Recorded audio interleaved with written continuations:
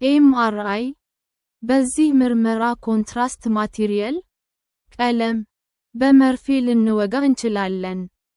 ይህ ቀለም የሽንት ማስተላለፊያ ቱቦ ፊኛችን እና ሊምፍ ኖዶች በኤምአርአይ ምስል ውስጥ ከሌላው የሰውነት ክፍሎች በደንብ ተለይተው እንዲታዩ ያደርጋል።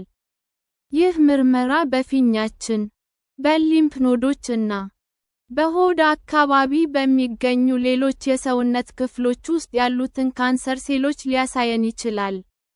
የአልትራሳውንድ ምርመራ አልትራሳውንድ የዚህ ምርመራ ምስል እኔንና የሽንት ማስተላለፊያ ቱቦ መደፈንን ሊያሳይ ይችላል።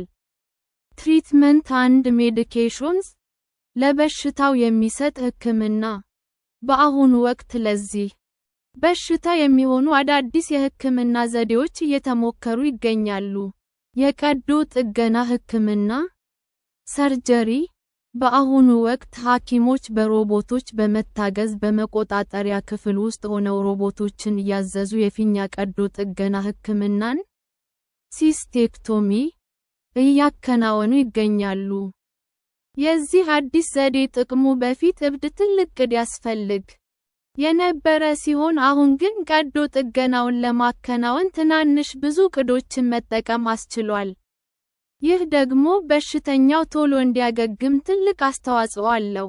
ኢንትራቬስካል ቴራፒ በአሁኑ ወቅት ተመራማሪዎች የሽንት ፊኛ ውስጥ ተቀምጠው የፊኛ ካንሰር ተመልሶ እንዳይከሰት የሚያደርጉ ውጤታማ መድኃኒቶችን በመሞከር ላይ ናቸው።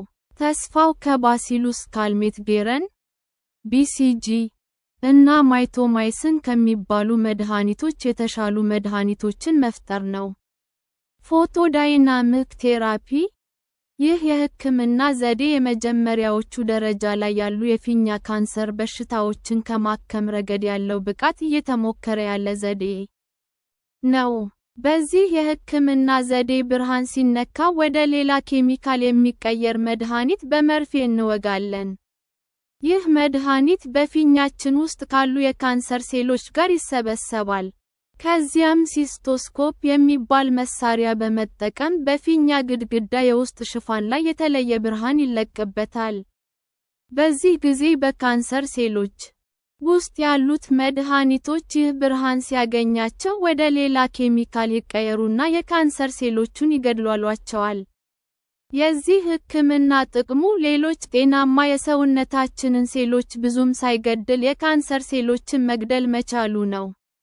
የዚህ ሕክምና ድክመቱ ደግሞ መግደል የሚችለው ብርሃን የሚደርስባቸውን የካንሰር ሴሎች ብቻ ነው።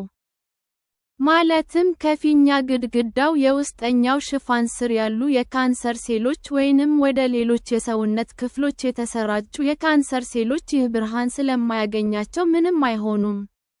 ኢሚዩኖቴራፒ ይህ የሕክምና ዘዴ የሰውነታችንን የበሽታ መከላከያ ስርዓት በመጠቀም እነዚህን የካንሰር ሴሎች የመግደል የሕክምና ዘዴ ነው።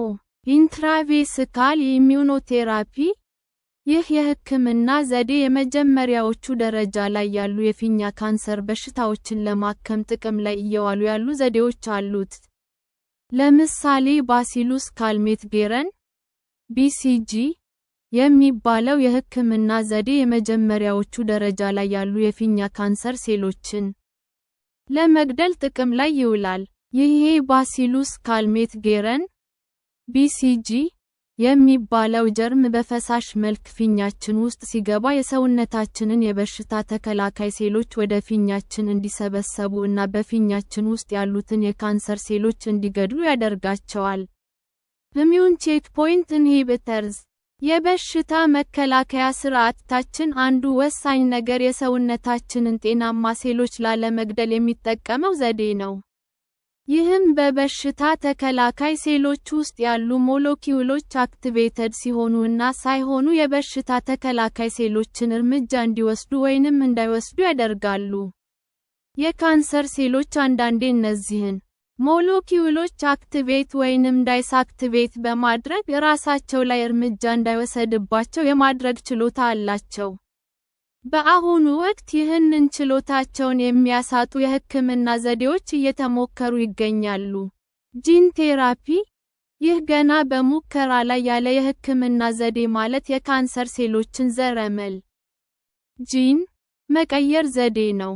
ለምሳሌ በላብራቶሪ ውስጥ ዘረመሉ የተቀየረ ቫይረስን ወደ ሽንት ፊኛችን እንከታለን። ይህም ቫይረስ የሽንት ፊኛችን ውስጥ ከገባ በኋላ የካንሰር ሴሎችን ያጠቃና ዘረመላቸውን ይቀይረዋል። ማለትም GM-CSF የሚባል የበሽታ መከላከያ ስርዓት ሆርሞንን ዘረመላቸው ውስጥ ይከተዋል።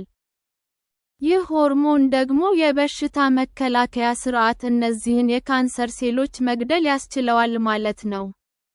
ፕሬቬንሽን በሽታው እንዳይዘን መከላከያ ዘዴ ምንም እንኳ ይህንን በሽታ ሙሉ በሙሉ መከላከል የሚያስችል የተረጋገጠ ዘዴ ባይኖርም የተወሰኑ ዘዴዎች ለዚህ በሽታ ያለንን ተጋላጭነት መቀነስ ይችላሉ።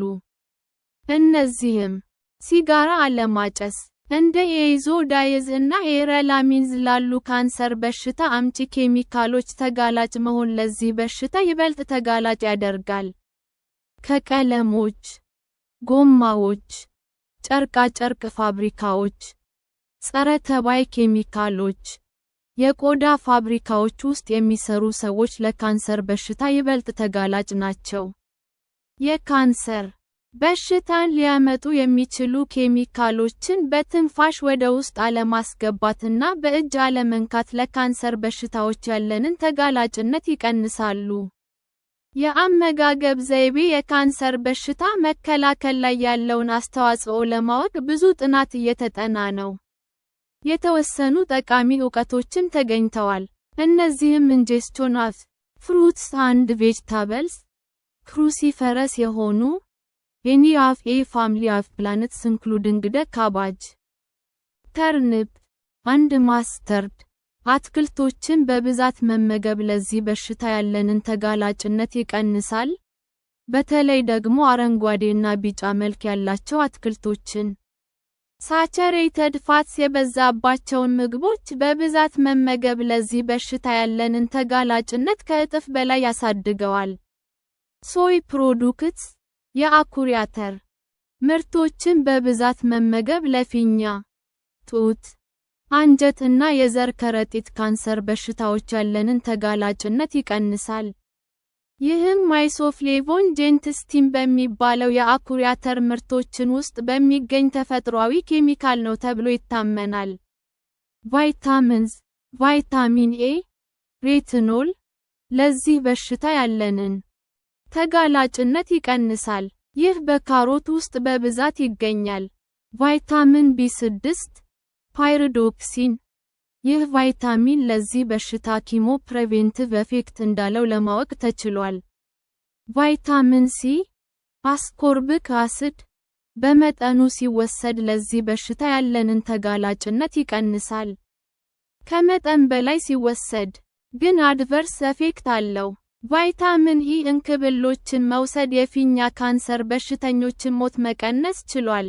ከመጠን በላይ ሲወሰድ ግን ገዳይ ነው። ግሪን ቲ ይህን ሻይ መጠጣት ለዚህ በሽታ ያለንን ተጋላጭነት ይቀንሳል።